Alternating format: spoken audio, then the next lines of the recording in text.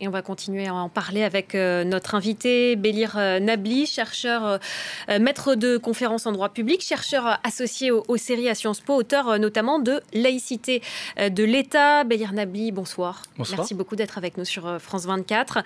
Ce texte a été présenté par le gouvernement comme un remède à l'OPA islamiste.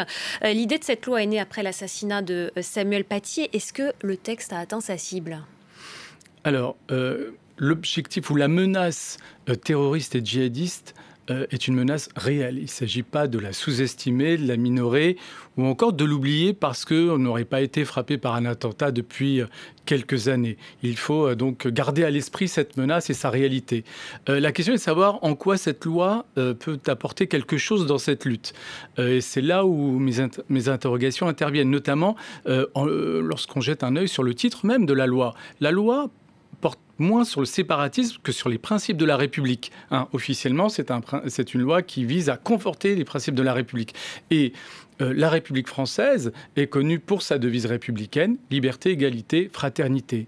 Or, en lisant ce texte de loi, on ne voit pas très bien en quoi cette devise et donc ces principes sont confortés. En quoi la liberté, l'égalité et la fraternité sont-ils confortés par la loi ? En rien ou presque. Par contre, ce qui est conforté incontestablement... Neutralité, par exemple, dans les services publics, c'est une bonne chose. C'est même le principe fondamental. C'est le principe même. Donc ça vient renforcer finalement quelque chose qui existe déjà.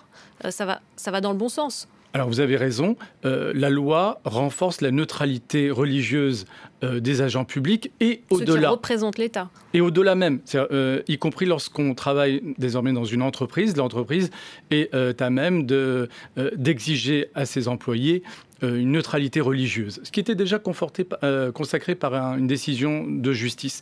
Mais ce qui est intéressant là, c'est que cette extension de la laïcité, en vérité de la neutralité religieuse, remet en cause un peu l'équilibre de la loi de 1905. En ce sens, la loi qui vient d'être adoptée étend le champ d'application de la neutralité religieuse au-delà de ce qui était conçu en 1905 dans la loi de 1905.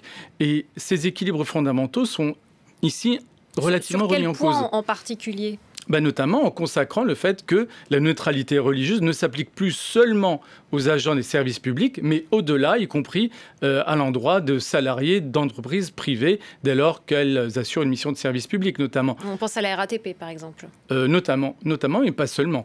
Et donc, vous avez effectivement ici une source de confusion, et surtout, on a l'impression que la sécurité est devenue une valeur de la République. Que la sécurité soit un droit pour chaque individu, cela va de soi.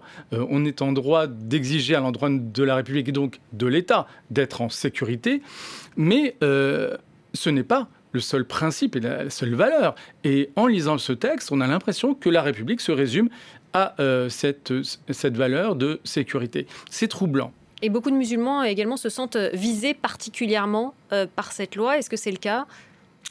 Alors, est-ce qu'ils ont raison d'avoir ce sentiment ? Disons que la majorité au pouvoir a fait vraiment attention à ne pas justement tomber dans le piège de l'amalgame et de la stigmatisation, notamment à travers les discours qui ont été tenus par le président de la République. Il n'empêche, dès lors qu'on a suivi les débats parlementaires, en particulier au Sénat, incontestablement, ce qu'on appelle la communauté musulmane, qui n'existe pas en tant que telle, mais en tout cas les musulmans pratiquants ou de culture musulmane ont été spécialement visés, ce qui affecte précisément l'égalité et la liberté de conscience et de religion, qui sont pour le coup non seulement des principes de la République, mais également des valeurs de notre État de droit. Merci beaucoup, Bélir Nabli, d'avoir été notre invité ce soir sur France 24.